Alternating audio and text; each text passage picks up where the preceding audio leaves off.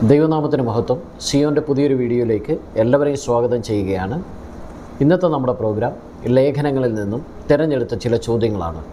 നമുക്ക് വേണ്ടി ഈ ചോദ്യങ്ങളൊക്കെ തയ്യാറാക്കിയിരിക്കുന്നത് ബ്രദർ നോബി മാത്യു.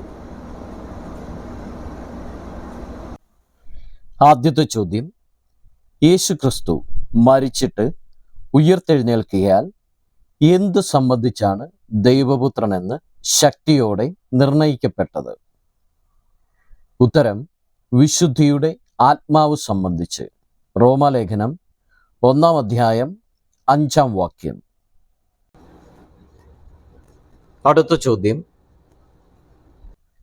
ആത്മാവ് വിശുദ്ധന്മാർക്ക് വേണ്ടി ദൈവഹിതപ്രകാരം എന്താണ് ചെയ്യുന്നത്? ഉത്തരം: പക്ഷപാതം ചെയ്യുന്നു. റോമാലേഖനം 8-ാം അധ്യായം 27-ാമത്തെ വാക്യം. അടുത്ത ചോദ്യം: ആരെക്കുറിച്ചാണ് തനിക്ക് കർത്താവിൻ്റെ കൽപ്പനയില്ല എന്ന് പൗലോസ് പറയുന്നത്? ഉത്തരം: കന്യകമാരെക്കുറിച്ച്. 1 കൊരിന്ത്യർ 7-ാം അധ്യായം 25-ാമത്തെ വാക്യം. അടുത്ത ചോദ്യം: ആർക്കാണ് സർവ്വലോകത്തിലും പ്രസിദ്ധമായ വിശ്വാസമുള്ളത്? ഉത്തരം: റോമയിലുള്ള വിശ്വാസികൾക്ക്. റോമാലേഖനം 1-ാം അധ്യായം 8-ാം വാക്യം. അടുത്ത ചോദ്യം: ആർക്കൊക്കെയാണ് പൗലോസ് കടക്കാരനായിരുന്നത്? ഉത്തരം: യവനന്മാർക്കും ബർബരന്മാർക്കും ജ്ഞാനികൾക്കും ബുദ്ധിഹീനർക്കും. റോമാലേഖനം 1-ാം അധ്യായം 14-ാമത്തെ വാക്യം. അടുത്ത ചോദ്യം: സുവിശേഷം അറിയിക്കുന്നവർ എങ്ങനെയാണ് ഉപജീവിക്കേണ്ടത്? ഉത്തരം: സുവിശേഷത്താൽ ഉപജീവിക്കണം. 1 കൊരിന്ത്യർ 9-ാം അധ്യായം 14-ാമത്തെ വാക്യം. അടുത്ത ചോദ്യം: ഞാൻ നിങ്ങൾക്ക് വേണ്ടി അധ്വാനിച്ചത് വെറുതെ ആയിപ്പോയി എന്ന് പൗലോസ് ഗലാത്യ സഭയോട് പറയുവാൻ കാരണം എന്താണ്? ഉത്തരം: നിങ്ങൾ ദിവസങ്ങളെയും മാസങ്ങളും കാലങ്ങളും ആണ്ടുകളും പ്രമാണിക്കുന്നതുകൊണ്ട്. ഗലാത്യ ലേഖനം 4-ാം അധ്യായം 10-11 വാക്യങ്ങൾ. അടുത്ത ചോദ്യം: വെളിച്ചത്തിൻ്റെ ഫലം എന്താണ്? ഉത്തരം: സൽഗുണവും നീതിയും സത്യവും. എഫേസ്യ ലേഖനം 5-ാം അധ്യായം 10-ാം വാക്യം. അടുത്ത ചോദ്യം: ന്യായപ്രമാണമുണ്ടായിട്ട് പാപം ചെയ്താൽ എന്താണ് സംഭവിക്കുന്നത്? ഉത്തരം: ന്യായപ്രമാണത്താൽ വിധിക്കപ്പെടുന്നു. റോമാലേഖനം 2-ാം അധ്യായം 12-ാം വാക്യം. അടുത്ത ചോദ്യം: നിങ്ങളിൽ ആർക്കും അത് ലഭിക്കാതെ പോയി എന്ന് വരാതിരിക്കാൻ നാം ഭയപ്പെടുക എന്താണ്?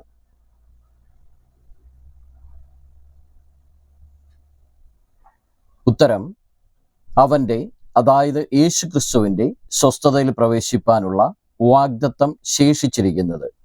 എബ്രായ ലേഖനം 4-ാം അധ്യായം 1-ാം വാക്യം.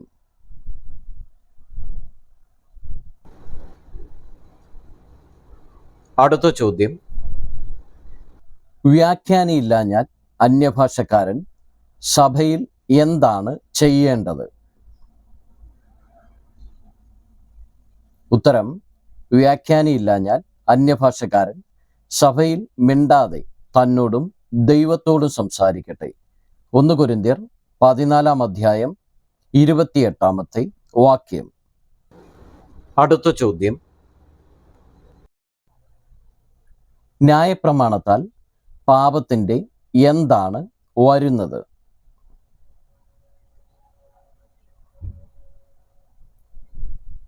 ഉത്തരം: പാപത്തിൻ്റെ പരിജ്ഞാനം. റോമാലേഖനം 3-ാം അധ്യായം 20-ാമത്തെ വാക്യം. അടുത്ത ചോദ്യം: സൃഷ്ടി ആകാംക്ഷയോടെ കാത്തിരിക്കുന്നത് എന്തിനെയാണ്? ഉത്തരം ദൈവപുത്രന്മാരുടെ വെളിപ്പാടിനെ. റോമാലേഖനം 8-ാം അധ്യായം 19-ാം വാക്യം. അടുത്ത ചോദ്യം, ഭർത്താവ് മരിച്ചാൽ ഭാര്യ ഏതു ന്യായപ്രമാണത്തിൽ നിന്നും ഒഴിവുള്ളതാകുന്നു? ഉത്തരം ഭർതൃന്യായപ്രമാണത്തിൽ നിന്നും. റോമാലേഖനം 7-ാം അധ്യായം 2-ാം വാക്യം. അടുത്ത ചോദ്യം, മനുഷ്യരെക്കാൾ ജ്ഞാനമേറിയത് എന്താണ്? മനുഷ്യരെക്കാൾ ബലമേറിയത് എന്താണ്? ഉത്തരം ജ്ഞാനമേറിയത് ദൈവത്തിൻ്റെ ഭോഷത്വവും ബലമേറിയത് ദൈവത്തിൻ്റെ ബലഹീനതയും. 1 കൊരിന്ത്യർ 1-ാം അധ്യായം 25-ാമത്തെ വാക്യം. അടുത്ത ചോദ്യം, ന്യായപ്രമാണത്തിലെ നീതി സംബന്ധിച്ച് പൗലോസ് ആരാണ്? ഉത്തരം അനിന്യൻ. ഫിലിപ്പ്യ ലേഖനം 3-ാം അധ്യായം 6-ാം വാക്യം.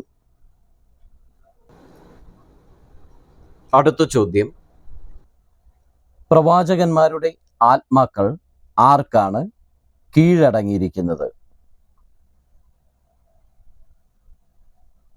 ഉത്തരം പ്രവാചകന്മാർക്ക്. 1 കൊരിന്ത്യർ 14-ാം അധ്യായം 32-ാമത്തെ വാക്യം.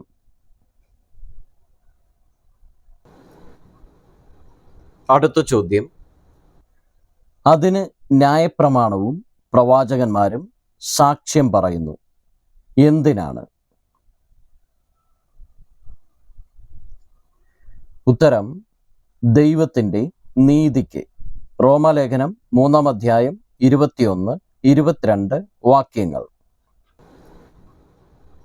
അടുത്ത ചോദ്യം, ദൈവമക്കൾ ആർക്കെല്ലാം കടം കൊടുക്കണം? ഉത്തരം നികുതി കൊടുക്കേണ്ടവന് നികുതി, ചുങ്കം കൊടുക്കേണ്ടവന് ചുങ്കം, ഭയം കാണിക്കേണ്ടവന് ഭയം, മാനം കാണിക്കേണ്ടവന് മാനം. റോമാലേഖനം 13-ാം അധ്യായം 7-ാമത്തെ വാക്യം.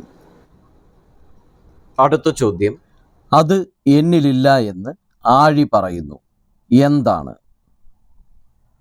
ഉത്തരം ജ്ഞാനം. ഇയ്യോബിന്റെ പുസ്തകം 28-ാം അധ്യായം 14-ാമത്തെ വാക്യം. അടുത്ത ചോദ്യം, അത് അവന് അല്പകാലം പോലെ തോന്നി. ആർക്കാണ്? എന്താണ്? ഉത്തരം യാക്കോബിന് റാഹേലിനെ സ്നേഹിക്കൊണ്ട്. ഉൽപ്പത്തി പുസ്തകം 29-ാം അധ്യായം 20-ാമത്തെ വാക്യം. അടുത്ത ചോദ്യം, അത് ഗിദയോനും അവൻ്റെ കുടുംബത്തിനും ഒരു കെണിയായി തീർന്നു. എന്താണ്?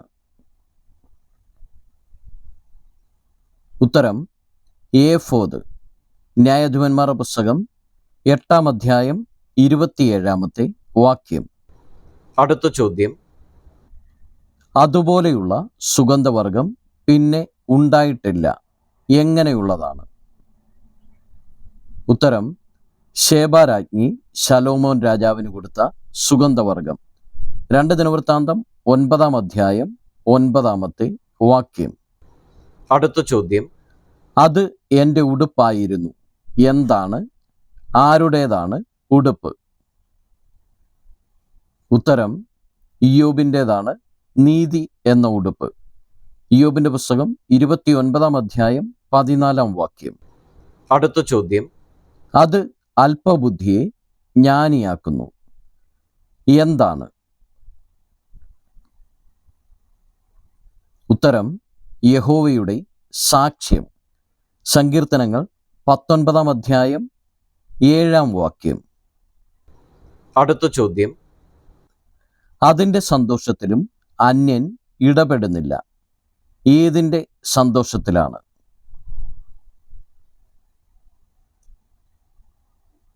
ഉത്തരം ഹൃദയത്തിൻ്റെ.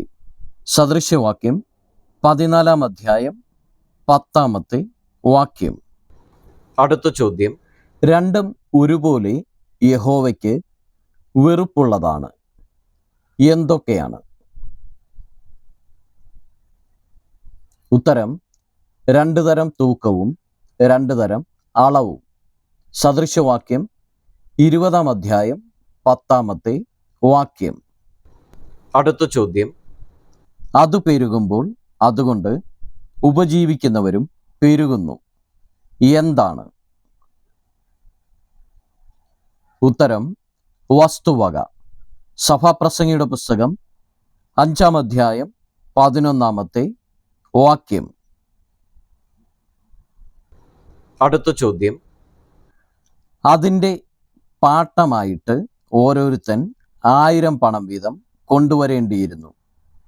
ഏതിൻ്റെയാണ്?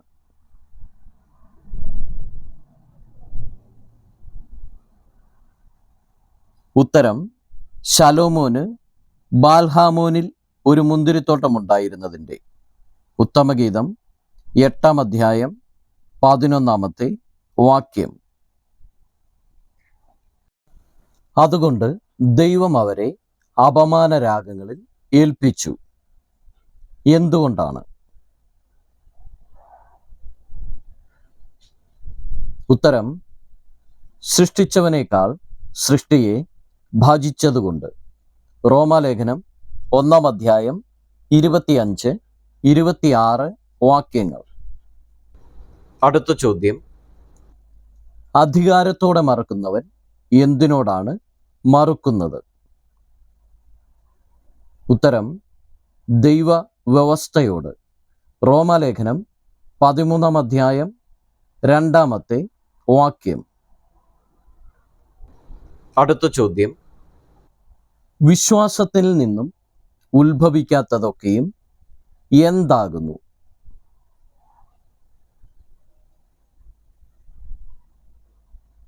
ഉത്തരം: പാപം. റോമാലേഖനം 14-ാം അധ്യായം 23-ാമത്തെ വാക്യം. അടുത്ത ചോദ്യം. ഗ്രഹവിചാരകന്മാരിൽ അന്വേഷിക്കുന്നത് എന്താണ്?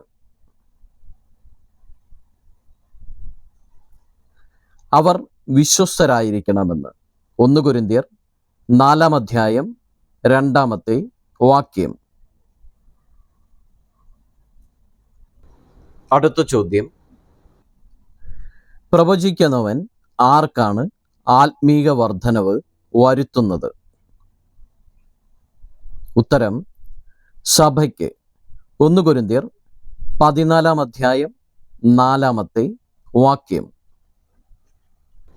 അടുത്ത ചോദ്യം. ഇങ്ങനെയുള്ളവരോട് സാവധാനത്തോടെ വേല ചെയ്ത് അഹോവൃത്തി കഴിക്കണമെന്ന് പ്രബോധിപ്പിക്കുന്നു. എങ്ങനെയുള്ളവരോടാണ്? ഉത്തരം: ക്രമം കെട്ട് നടക്കുന്നവരോട്. 2 തെസ്സലോനിക്ക ലേഖനം 3-ാം അധ്യായം 11-12 വാക്യങ്ങൾ. അടുത്ത ചോദ്യം. അധ്യക്ഷൻ എങ്ങനെയുള്ളവൻ ആകരുത്? ഉത്തരം: മദ്യപ്രിയനും തല്ലുകാരനും. തീത്തോസിന്റെ ലേഖനം 1-ാം അധ്യായം 7-ാമത്തെ വാക്യം. അടുത്ത ചോദ്യം. എങ്ങനെയുള്ളവനാണ് വിശ്വാസം തള്ളിക്കളഞ്ഞ അവിശ്വാസിയേക്കാൾ അധമനായിരിക്കുന്നത്? ഉത്തരം: തനിക്കുള്ളവർക്കും പ്രത്യേകം സ്വന്തം കുടുംബക്കാർക്കും വേണ്ടി കരുതാത്തവൻ. 1 തീമോത്തിയോസിന്റെ ലേഖനം 5-ാം അധ്യായം 8-ാമത്തെ വാക്യം. അടുത്ത ചോദ്യം. ഇവ നിഷ്പ്രയോജനവും വ്യർത്ഥവുമല്ലോ. ഏതൊക്കെയാണ്? മൗഢ്യതർക്കവും വംശാവലികളും കലഹവും ന്യായപ്രമാണത്തെക്കുറിച്ചുള്ള വാദവും. തീത്തോസിന്റെ ലേഖനം 3-ാം അധ്യായം 9-ാമത്തെ വാക്യം. അടുത്ത ചോദ്യം. ഈ വകയെല്ലാം മനുഷ്യജാതിയോട് മെരുങ്ങുന്നു. ഏതു വകയാണ്? ഉത്തരം: മൃഗം, പക്ഷി, ഇഴജാതി, ജലജന്തു. യാക്കോബിൻ്റെ ലേഖനം 3-ാം അധ്യായം 7-ാം വാക്യം. ഇന്നത്തെ ചോദ്യങ്ങൾ നിങ്ങൾക്ക് അനുഗ്രഹമായി തീരട്ടെ എന്ന് പ്രാർത്ഥിക്കുന്നു. നിങ്ങൾ ആദ്യമായിട്ടാണ് ഈ ചാനൽ കാണുന്നതെങ്കിൽ സബ്സ്ക്രൈബ് ചെയ്യുക.